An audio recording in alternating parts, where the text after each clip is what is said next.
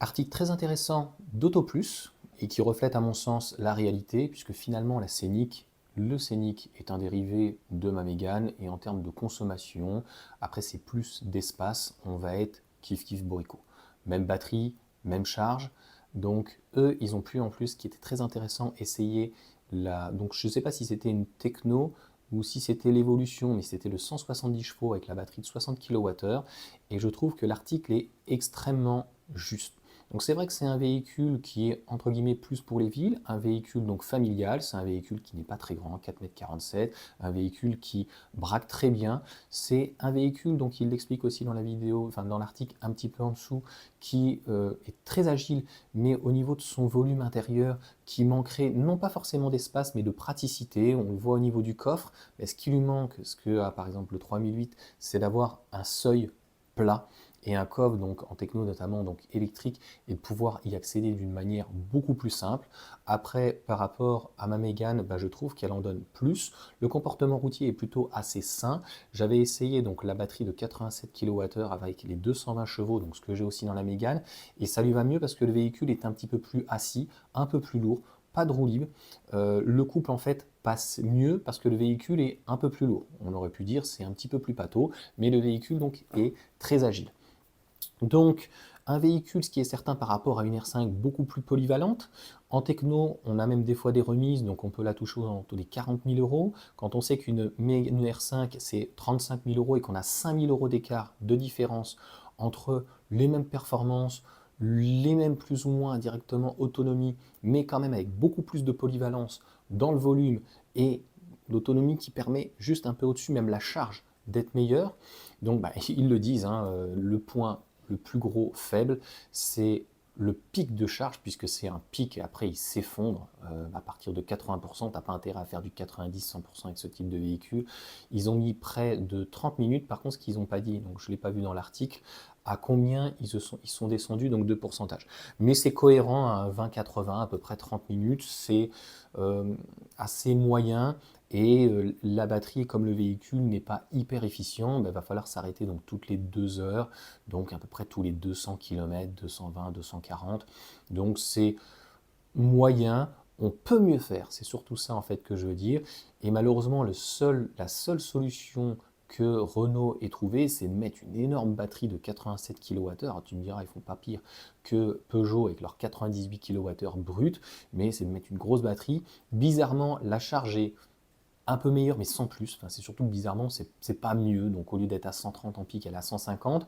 Le problème, c'est que la batterie est beaucoup plus grosse, donc tu mets beaucoup plus de temps, vu qu'en fait, la charge est pas meilleure. Donc, le but d'avoir une plus grosse batterie, c'est de mettre plus ou moins des fois le même temps, voire un peu moins, parce que comme la batterie est plus grosse, en fait, la charge peut être plus dense, plus rapide. Là, c'est pas forcément le cas, donc on va mettre encore 30, 35, 40 minutes. Donc, un véhicule plutôt pour le quotidien, plutôt citadin, où on va pouvoir partir en vacances contrairement à une R5, mais qui reste classique. Classique, donc extérieurement très joli, intérieurement très intéressant, un très beau volume pour un véhicule de 4,47 m par rapport encore une fois au 3008, qui finalement en donne moins par rapport à ses volumes, mais pour le reste, ça demanderait, donc c'est le point quand on part sur des longs trajets, même ne serait-ce que 400-500 km, c'est d'avoir une charge qui soit un petit peu meilleure, qu'on soit plutôt aux alentours des 20 minutes. Pourquoi? Parce que quand on va faire un long trajet de 800 km, on va devoir s'arrêter 3 fois, voire 4 fois, et on ne va pas s'arrêter à chaque fois pour manger. Donc on peut se dire, je vais partir à 9 heures, tu vas devoir déjà t'arrêter une première fois peut-être à 11 heures, pour rien. Il faut l'avouer, au bout de 2 heures, on dit qu'on préconise de s'arrêter, mais à la limite, on préconise de s'arrêter 5 minutes, pas 30 minutes, donc ça fait beaucoup trop long. Et après, tu vas t'arrêter une deuxième fois, donc aux alentours des 13 heures, plus la charge peut-être 13h20, 13h30. Là, tu vas manger, donc tu ne vas pas la subir, cette partie-là. Et la deuxième charge qu'on ne subit pas, donc c'est les repas, donc le midi, le soir, et éventuellement pendant les 4 heures. Franchement, le temps, il passe assez vite, et s'arrêter 20, 30, 40, 50 minutes, c'est ce qu'on s'arrête d'une manière classique. Donc on aurait tendance à subir ce type de véhicule sur un trajet, mettons, de 400 km où on ne pourrait faire que 250 km, on va arriver à 20% et on va essayer de recharger à 80-90 pour arriver donc à notre point d'arrivée. S'il manque un petit peu, on aura tendance à recharger un peu plus pour éviter de recharger une deuxième fois. Et donc, c'est très pénalisant, on risque de mettre 40 minutes. Donc, c'est vraiment le point où il faut faire attention, qui est, si on peut dire, négatif. Mais encore une fois, en petite batterie, en puissance, en couple, ça suffit largement. C'est un véhicule qui est polyvalent, qui est très bien. Donc la seule chose qu'on pourrait regretter, si on peut dire, avec Renault, mais c'est leur effet de style actuellement, avec la R5, la Mégane et donc le Scénic, c'est des jantes très très grosses quand même, donc qui vont obligatoirement consommer, et un véhicule qui a une face avant assez agressive, expressive, mais encore une fois, ça a un coût tout ça. Donc toutes ces petites choses mis bout à bout d'effets de style vont faire que le véhicule va un peu plus consommer qu'un autre. Aujourd'hui, un véhicule de 4,47 m, ce qui se fait de mieux, c'est les constructeurs chinois ou les constructeurs coréens, éventuellement les Allemands, mais pas trop quand même. Donc moins de 4,50 m, un véhicule assez léger, je pense qu'on aurait pu avoir beaucoup moins. Il aurait fallu qu'il soit peut-être un peu plus bas, mais c'est aussi le problème de leur batterie. Donc on va dire que la structure demande à être améliorée. Pour le reste dans l'ensemble, c'est vraiment très bien. Le toit qui se fonce, la chromatique, je ne sais plus comment il s'appelle, est plutôt assez intéressant et en plusieurs phases. Je crois qu'on peut l'arrêter à un certain niveau. Et le coffre, je trouve que c'est un peu dommage. Mais on va retrouver le même problème sur une R5, sur une R4 aussi, sur une Mégane, c'est-à-dire que l'efficience, la consommation chez Renault, mais c'est pas mieux des fois chez Stellantis, est assez importante d'une manière globale. Et surtout, donc, lorsqu'on est sur autoroute, on va dépasser les 20 kWh, 22, 24, ça mériterait en fait mieux. Et donc ça permettrait finalement, avec une batterie de 60 kWh, ça suffirait largement pour le quotidien d'une manière polyvalente. Mais oui, c'est ce qui préconise aussi donc AutoPlus. Si vous partez régulièrement en vacances, 87 kWh, ça sera beaucoup mieux. Pourquoi? C'est ce que j'étais expliqué pour le coup en début de vidéo. Tu vas partir, mettons, à 9 heures. Tu vas pouvoir faire 3 heures de route. 87 kWh, même si tu es sur une batterie NMC, il est conseillé de la charger quotidiennement à 80%, mais tu la charges la veille à 100%, tu pars tout de suite avec, il ne faut pas laisser, de toute façon, même une LFP, n'importe quelle batterie, il ne faut pas les laisser à 100%, même s'il y a un buffer, donc il y a une marge en haut et en bas. Tu pars, on ne fait pas que de l'autoroute. Souvent, le temps qu'on aille chercher de l'autoroute, il y a des fois des phases de 90, 110, 130, ce qui est très bien avec la batterie NMC. Donc, on a la régénération tout de suite. Ce qui va manquer aussi au Scénic et à tout le groupe Renault, c'est un one pedal. La régénération, sinon, est plutôt très bonne, avec donc la possibilité de gérer avec les palettes. On pourrait même avoir un dernier mode, one pedal, et un mode avec une régénération encore un petit peu plus forte pour récupérer un peu plus. Donc une batterie de 87 kWh, on va pouvoir faire sans souci 300 voire 400 km. Donc ça va dépendre à la vitesse qu'on roule. Donc s'arrêter au bout de 3 heures, s'arrêter au bout de midi, repartir, faire un petit 80, même 100%. Alors, encore une fois, entre guillemets, c'est déconseillé et la charge est vraiment très mauvaise chez Renault à partir de 80. Mais si tu t'arrêtes le midi, tu vas t'arrêter. Même si tu vas manger un fast-food, tu vas t'arrêter minimum 40 à 50, 60 minutes. Donc pratiquement une heure. Donc concrètement, tu la charges maximum que tu peux, 90, 95, et donc tu repars de la même manière et tu essayes de recharger entre 10 et 20%.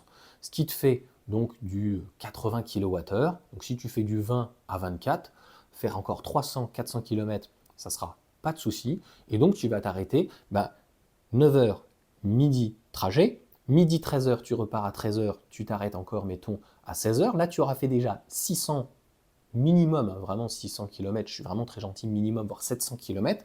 Tu t'arrêtes à 4 heures si tu as une familiale et que tu as des enfants, ils vont prendre leur petit 4 heures. Et là, tu fais un petit 20-80 en 30 minutes. Il sera peut-être un petit peu long parce que ce n'est pas le temps que ça prendrait éventuellement pour un 4 heures. Mais au moins, tu vas pouvoir rallier ta destination au bout de 800-900 km sans problème. Et là, ça sera beaucoup plus agréable. Pour la 60 kWh, c'est vrai que sur un trajet long, toutes les 2 heures, ça va être un peu juste et donc tu vas t'ennuyer et donc tu vas t'arrêter au moins 4 à 5 fois puisque, sauf le midi où tu pourras rajouter un peu plus dans la batterie, Mais ça sera la force donc de ce type de batterie, comme pour le 3008 avec une grosse batterie de 98 kWh.